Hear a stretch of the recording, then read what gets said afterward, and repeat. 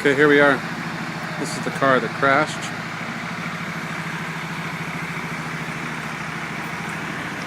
Now they're finally going to tip it over with the tow truck.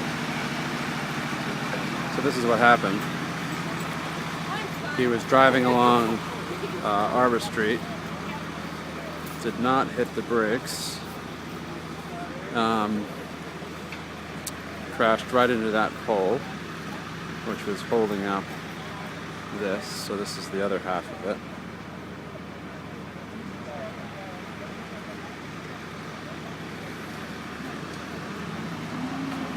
And there's the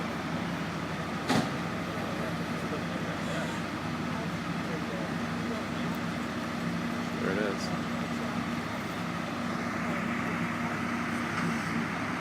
Luckily, he's fine. He's absolutely fine. He walked away from the crash and is sitting right in that Jeep, the black Jeep, second car in right there.